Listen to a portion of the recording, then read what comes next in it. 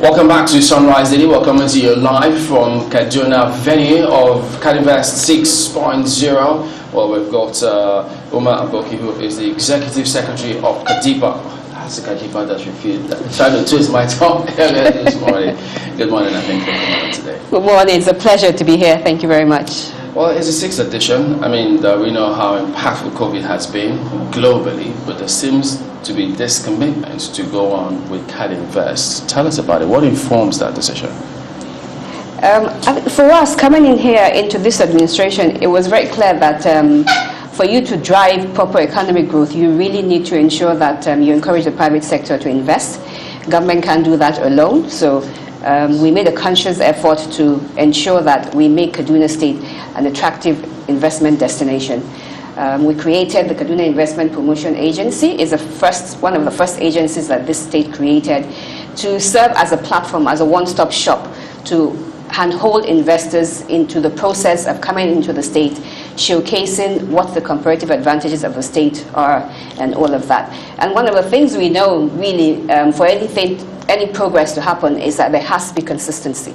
So we have consciously and consistently ensured that we hold these summits every year to show the world what we have done over the last year and what we have in store over the next year and the development plan that Kaduna State has in store.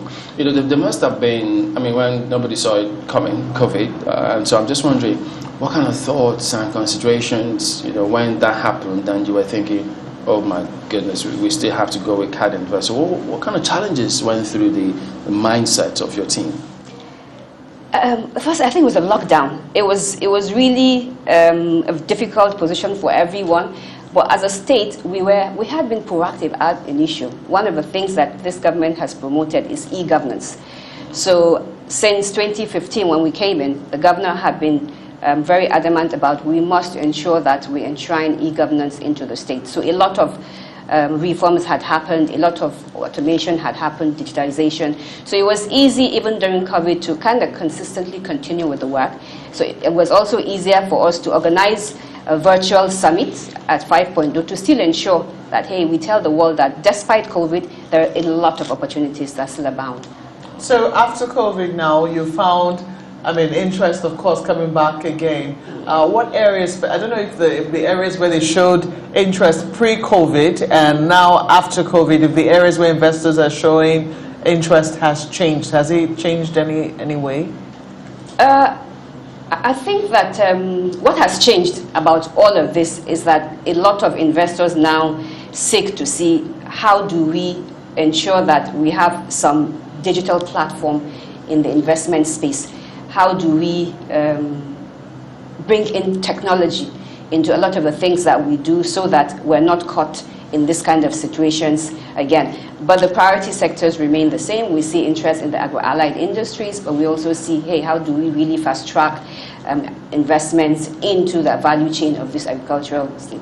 In the mining sector is the same thing. Digital technology is something that's really, really hyped now. People are so interested in it. And for us as a state, we have been promoting it since. One of the first initiatives we did when we came in is to build the Kaduna ICT Hub. This is an incubation hub for youths and citizens in Kaduna State. And over the last 5 years, they've done amazingly well. Many of the young people that have had an opportunity to go through this incubation center are working with companies around, multinational companies around the world, right from Nigeria. They're making money. We've gone on so many competitions and they've won a lot of competitions across the world. We have the Click on Kaduna, we have Kaduna ICT Hype. So we are conscious of that digital technology and the need. And it's interesting that you're doing a knowledge-based, something towards a knowledge-based economy. Sustainable knowledge-based yes, economy. So it is interesting that that's the theme for this year's summit. But apart from the ICT area, for other areas, which one of them would you say has received the most interest from investors? Agric and agro-allied. And that is why we're consciously promoting our green agro-allied economics in the economic zone, which is, industrial zone, which today is also one of the 8 SAPZs that have been chosen that will work with AFDB in Nigeria to develop. We have Olam there, which is the anchor tenant, and Olam today their investments keep growing. When they started in Kaduna, their investments were $150 million. Today we're looking at about $250 million. They're employing direct and indirect labor close to 100,000 people.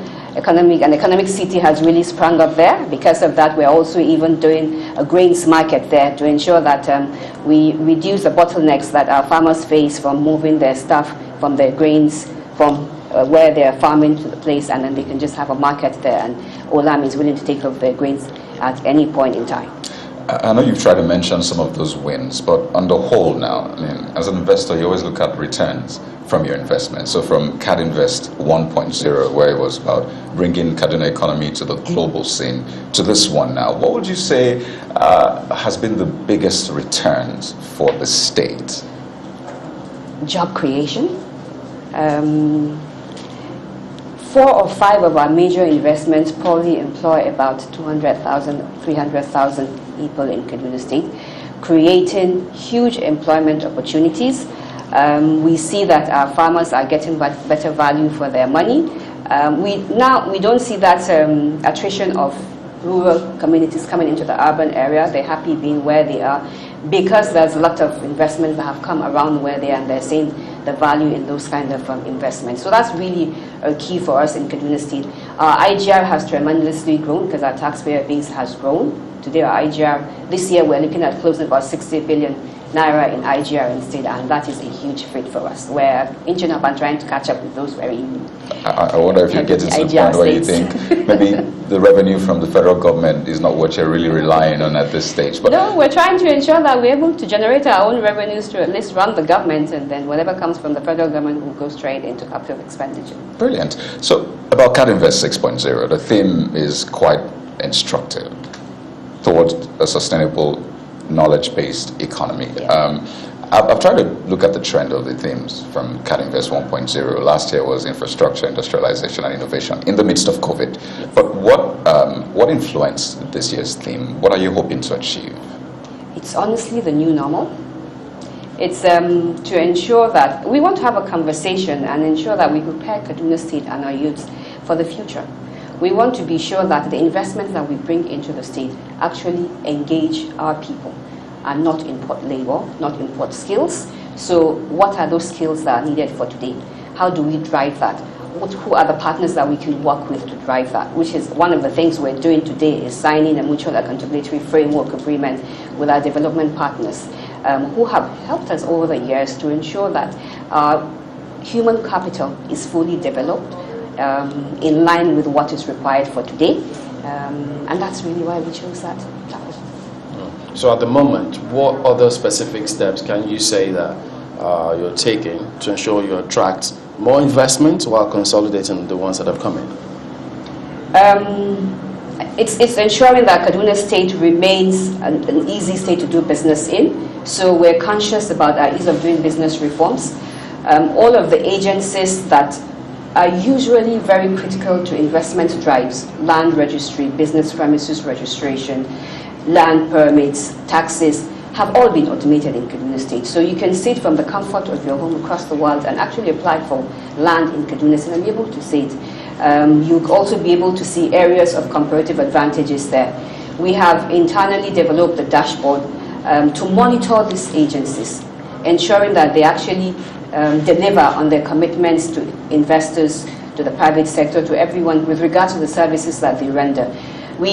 At the second edition of this event, we signed an ease of doing business charter with a lot of the agencies in Kaduna State, where everyone committed that I would be able to deliver the service that I offer within this time frame at this cost. And if I don't do that, then we can monitor and see where they're dropping the ball. And so this dashboard, we monitor everything they do is monitored online real time. We see when applications come in, we monitor how long it takes, we see who is dropping the ball, and we call their attention to it. And for investors, because they see KADIPA as a one-stop shop, and that's really the service that we provide. When you come into Kaduna State, you only come straight to KADIPA for investments, and we can hold you, we take you through all of the MDAs. So you do not have to go through the bureaucratic nature of governance. They say, go here, go here, go there. No. So do you have a way of getting feedback, from the other end, the back end, probably from investors? The private sector? Yeah, yes. Such that you see, okay, look, what do they want you to address so that they can equally improve upon it? Yes. So one of the mandates of KADIPA is providing aftercare services. We have an aftercare department that works with investors. We also do surveys monthly, quarterly with investors to get their feedback. Now the aftercare department was created along with the investors, asking the investors, what would you like to see Kaduna State do for you, even after you bring in while you bring in your investments and even after your investments are live. What are the critical things that are important to you? And they come back to us with these feedbacks. These dashboards that we have are also in the governor's office and the deputy governor's office. So they monitor us, they also monitor what we're doing, and they know when we're dropping the ball. And I'm sure that investors are, that Marvin is someone you can reach with a text message and an email, and he'll respond immediately. So we're all conscious of that, and because we have a principal that's very focused, we're just tuned into the line. And the numbers speak for us. Today, our investment portfolio is about $2.8 billion US. When we had 5.0, we closed at about $2.1 billion. In the last year, we have had investment announcements and actual investments of close to $500 million. So we're inching and we're growing, and we hope to see that get to probably about. So let me ask. I didn't get the goal. 50 billion. 50 billion is the That's goal. Oh, okay. I think it was important you clarified that. That's quite interesting. So let's practicalize this. So imagine I'm an investor. I'm interested in coming into Kaduna State for maize, for example, because I think Kaduna has, the highest producer of maize in the country. So this is just hypothetically speaking now. So you're saying that if I want to perhaps start a maize processing factory or a farm, all I need to do is come to KADIPA, and you take me through the whole process. Absolutely. From start to finish. Absolutely. Interesting. So, Are the people of viable proposal. Are the people of Kaduna themselves getting this message, or is this just for external investors? No, it's for both domestic and foreign investors. How responsive have the people been within Kaduna? Quite responsive. We have an area that we call Sobawa Industrial Layout in Kaduna, and today there are probably about 15 to 20 industrious companies in there doing various things, processing rice, processing maize, soya beans, oil, and all of that within that area. So we carry both the domestic investors and the foreign investors along. And sometimes what we try to do is even create linkages, more often than not, between our domestic investors and our foreign investors so that we work together. Is there a threshold which you must meet for you to be considered a worthy investor, an investor worthy of the, the support of KADIPA? I'm just wondering. No, so we work with, we have another agency, the Microcredit Board, who work with MSMEs. Okay. And hold them, try to structure their businesses properly, train them on how to run businesses, support them in access to finance and all that. So they deal with the very low cadre of the businesses, and we do with a higher cadre. Not putting any figures to it, but we would consider all proposals that come to us. The ones that we think our Microcredit Board can handle, we just send to them, and they handle that while we handle. Do you help with financing for that particular level? You've talked about MSMEs, but do you also help with financing? Yes, we do. We had a pre-event summit, Kadinvest Summit on Tuesday, and we did that alongside FCDO Links, who supported us, and the theme for that was actually access to finance. And FCDO brought up 3 or 4 venture capital companies and NSIE to speak to investors and the opportunities that arise in the market where they can raise capital without really even having to go for debt in commercial banks. So yes, we're working on that. So one more thing before we go. What's happening to the steel manufacturing that you mentioned in 2020? Oh, the steel manufacturing is set for commissioning in the first quarter of 2022. It's almost done. It's an amazing investment we're also proud of, and we look forward to the first probably commissioning in the first quarter of 2022. When I hear steel, pardon me, I can't help but remember Ajalkuta and what happened to Ajalkuta, and a lot of people always say, hope this does not happen. So what's different with this one? The difference between this is strictly private sector. It's a private sector initiative. Government is only supporting with land and other approvals and things that they would need, but it is a strictly private investment. It started just a couple of years ago and is already set for commissioning. It's going to be the first liquid steel manufacturing plant across sub-Saharan Africa. All right then, we'll look forward to that. We do thank you very much for coming on. Umar Aboki is Executive Secretary of KADIPA. So we'll see you much later at the summit when it begins proper. Thank you very much. It's been a pleasure. Thank you. Thank you. We will be back in a moment. Don't go away.